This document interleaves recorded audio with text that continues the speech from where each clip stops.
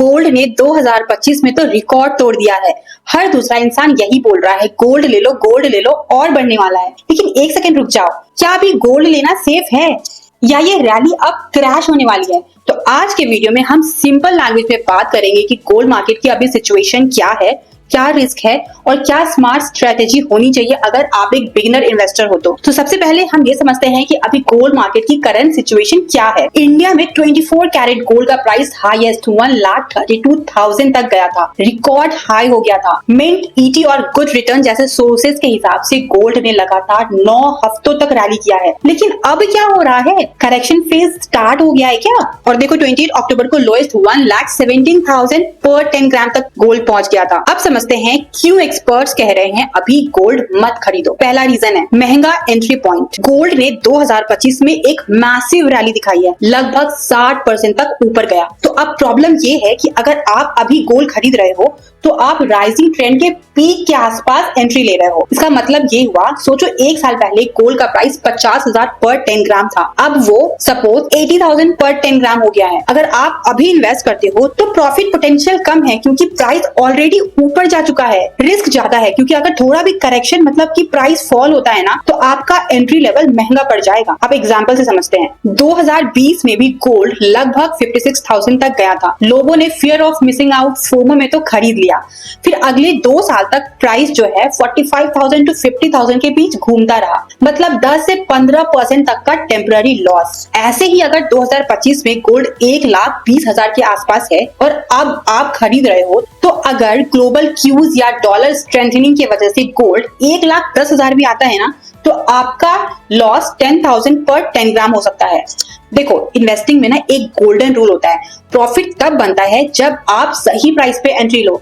तो अभी गोल्ड में एंट्री लेना थोड़ा रिस्की हो सकता है क्योंकि रैली का मेजर पार्ट ऑलरेडी हो चुका है।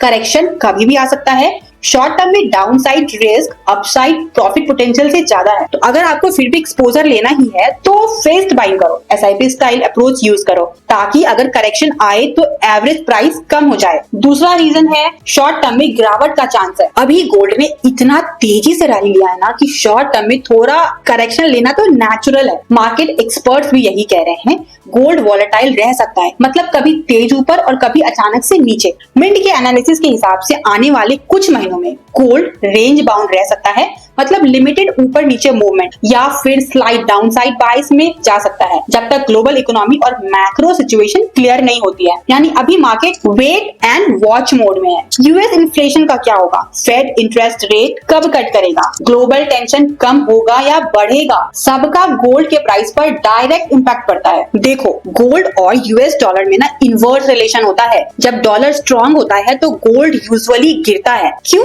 क्योंकि दुनिया भर में गोल्ड डॉलर में ही तो ट्रेड होता है। अगर डॉलर महंगा हो जाए तो दूसरे देशों के लिए गोल्ड खरीदना कॉस्टली हो जाता है, डिमांड गिर जाती है। उसी तरह जब इंटरेस्ट रेट बढ़ने की बातें होती है तब लोग अपना पैसा बॉन्ड्स या सेविंग इंस्ट्रूमेंट्स में डाल देते हैं जहां उन्हें इंटरेस्ट मिलता है, गोल्ड में नहीं करते। इससे भी गोल्ड का डिमांड टेम्पररी कम हो जाता है। तो अगर आप शॉर्ट टर्म ट्रेडर हो तो अभी गोल्ड में थोड़ा सा कॉशियस रहना चाहिए।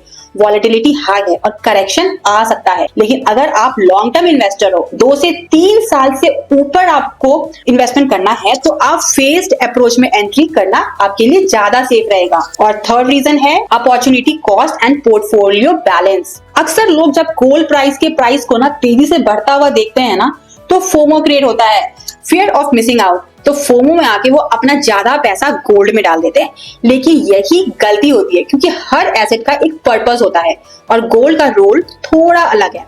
पहले ये समझो अपॉर्चुनिटी कॉस्ट क्या होता है। अपॉर्चुनिटी कॉस्ट का मतलब है कि वो रिटर्न जो आप किसी और बेटर इन्वेस्टमेंट से कर सकते थे लेकिन आपने अपने पैसे को एक जगह बंद कर दिया है।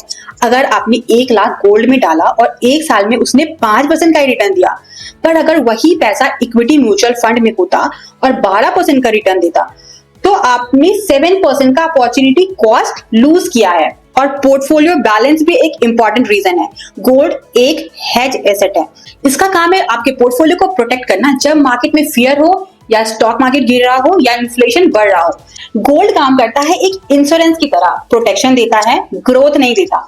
तो स्टॉक, म्यूचुअल फंड और रियल एस्टेट जैसे एसेट्स आपके ग्रोथ इंजन है। इससे आपका वेल्थ लॉन्ग टर्म में मल्टीप्लाई होता है। लेकिन अगर आप पूरा या बड़ा हिस्सा आप गोल्ड में डाल दोगे तो शॉर्ट टर्म में सेफ फील होगा, लेकिन लॉन्ग टर्म में आप वेल्थ क्रिएशन मिस कर दोगे। पिछले 10 साल में आप देखोगे 2015 से 2025 के बीच में गोल्ड का एवरेज एनुअल रिटर्न 7 से 8% ही रहा। निफ्टी 50 इंडेक्स का एनुअलाइज रिटर्न 12 से 13% तक था। यानी अगर किसी ने 10 लाख रुपए गोल्ड में डाले होते तो 10 साल बाद उसका वैल्यू 19 लाख होता, पर अगर वही 10 लाख निफ्टी इंडेक्स फंड में डाले होते तो उसका वैल्यू 33 लाख तक बढ़ सकता था। यही है अपॉर्चुनिटी कॉस्ट। सेफ एसेट लेने के चक्कर में ग्रोथ मत मिस कर देना। तो मैं तो यही बोलूंगी कि आप गोल्ड में इन्वेस्टमेंट करो, पर स्मार्टली और लिमिटेड एलोकेशन के साथ। 10 से 15% तक पोर्टफोलियो में गोल्ड रखना एक हेल्दी डाइवर्सिफिकेशन है, पर पूरा पैसा गोल्ड में डालना लॉन्ग टर्म में ग्रोथ को लिमिट कर देगा। सोच समझ कर इन्वेस्ट करो। गोल्ड आपका सीट बेल्ट है, इंजन नहीं। प्रोटेक्शन देता है पर स्पीड स्टॉक्स और म्यूचुअल फंड्स ही देते हैं। ये एक्चुअली हर इन्वेस्टर के लिए स्टार्टिंग स्टेप होना चाहिए। मैं गोल्ड क्यों खरीद रहा हूँ? अपने आप से सवाल पूछो, मैं गोल्ड क्यों खरीद रहा हूँ? चलो इसे डिटेल में एग्जाम्पल के साथ समझते हैं। अपना ऑब्जेक्टिव क्लियर रखो। Why are you buying gold? Investment शुरू करने से पहले ये सबसे बेसिक पर पावरफुल क्वेश्चन होता है। मैं ये एसेट किस पर्पस के लिए ले रहा हूँ? प्रोटेक्शन के लिए या प्रॉफिट के लिए? ये क्लैरिटी ही डिसाइड करती है कि कितना इन्वेस्टमेंट करना है, कब एंट्री लेनी है और कब एग्जिट करना है। अगर आप हेज के लिए गोल्ड ले रहे हो ना, तो यानी इन्फ्लेशन, कंट्री डिवैल्यूएशन या ग्लोबल अनसर्टेनिटी जैसे कि Wars, oil prices high, economic slow down, इससे अगर प्रोटेक्ट करने के लिए तो गोल्ड इंश्योरेंस की तरह काम करता है। जैसे हम हेल्थ इंश्योरेंस इसीलिए लेते हैं ना कि बीमार पड़ने पर प्रोटेक्शन मिले, वैसे ही गोल्ड रखा जाता है फाइनेंशियल मार्केट में अनसर्टेनिटी होने पर प्रोटेक्शन के लिए। तो ऐसे केस में एंट्री पॉइंट इतना इंपॉर्टेंट नहीं होता है, क्योंकि आप ग्रोथ नहीं सेफ्टी खरीद रहे हो।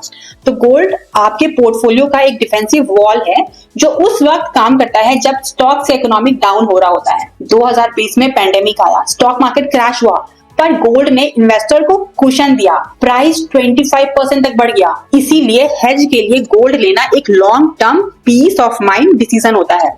लेकिन अगर आप गोल्ड को ग्रोथ इन्वेस्टमेंट के लिए लेना चाहते हो, यानी कि आपको लगता है कि गोल्ड और ऊपर जाएगा, मुझे रिटर्न कमाना है, तो थोड़ा रियलिटी चेक लेना जरूरी है। 2025 में गोल्ड ऑलरेडी लगभग 60% रैली कर चुका है, मतलब अब प्राइस ऑलरेडी हाई लेवल पे है और शॉर्ट टर्म में अपसाइड लिमिटेड और करेक्शन रिस्क ज्यादा है। तो अगर आप गोल्ड को प्रॉफिट इंजन समझकर एंट्री ली है और अगले 6 महीनों में प्राइस थोड़ा नीचे गया ना, तो फ्रस्ट्रेशन और रिग्रेट दोनों आपको मिल सकते। सोच के डिसाइड करो, मैं गोल्ड इसलिए खरीद रहा हूँ कि अगर मार्केट गिरे तो मुझे सेफ्टी मिले, या मैं गोल्ड से रिटर्न कमाना चाहता हूँ। क्योंकि अगर पर्पस गलत समझा तो आपका इन्वेस्टमेंट गलत डायरेक्शन में चला जाएगा। एलोकेशन एंड टाइमिंग स्ट्रेटेजी, ये बहुत इंपॉर्टेंट रीजन है। अभी गोल्ड का प्राइस ओवरहीटेड लग रहा है, मतलब शॉर्ट टर्म में थोड़ा ज्यादा चढ़ गया है। ऐसे टाइम पर अगर कोई ऑल इन जाता है, मतलब पूरा पैसा एक साथ गोल्ड में डाल देता है, तो वो प्राइस रिस्क ले रहा होता है, क्योंकि अगर करेक्शन आया तो एंट्री महंगी पड़ जाएगी ना। इसीलिए फेस्ड एंट्री अप्रोच यानी कि SIP स्टाइल में बाइंग करो। जैसे म्यूचुअल फंड में हम हर महीने थोड़ा थोड़ा इन्वेस्ट करते हैं, वैसे ही गोल्ड में भी आप फेस्ड एंट्री ले सकते हो, चाहे वो डिजिटल गोल्ड हो, गोल्ड ETFs हो या सॉवरेन गोल्ड बॉन्ड हो। इससे क्या होता है, इससे आपका एवरेज बाइंग कॉस्ट स्मूथ हो जाता है, कभी हाई कभी लो प्राइस पे बाय होता है। आप मार्केट टाइमिंग के ट्रैप में नहीं पड़ते। अगर आपको गोल्ड लेना है तो जब मार्केट गिरता है ना, जब डिप होता है, उस टाइम पे बाय करो। गोल्ड में रैली के बाद अक्सर शॉर्ट टर्म करेक्शन आता ही है।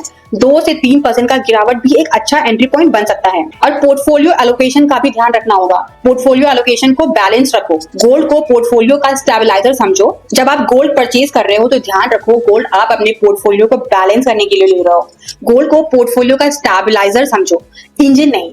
ये प्रोटेक्ट करता है जब स्टॉक मार्केट में गिरावट होती है, पर ये लॉन्ग टर्म ग्रोथ नहीं देता। इसीलिए एक्सपर्ट्स रिकमेंड करते हैं कि पोर्टफोलियो में 5 to 10% गोल्ड रखना आइडियल है। बाकी का 90 to 95% ग्रोथ ओरिएंटेड एसेट जैसे कि stock, mutual fund, real estate etcetera में रखना चाहिए। अगर आपके पास 10 लाख रुपीस है इन्वेस्टमेंट करने के लिए, तो आप 50,000 to 1 लाख आप गोल्ड में रखो और 9 लाख इक्विटीज या डेट फंड में। ऐसे आपको सेफ्टी भी मिलेगी और ग्रोथ भी मिलेगा। तो आप क्या सोचते हो, अभी गोल्ड लेना चाहिए या हमें वेट करना चाहिए? कमेंट में जरूर लिखो। ऐसे ही प्रैक्टिकल और बैलेंस फाइनेंस वीडियो चाहिए तो लाइक करो, सब्सक्राइब करो और बेल आइकन दबाओ।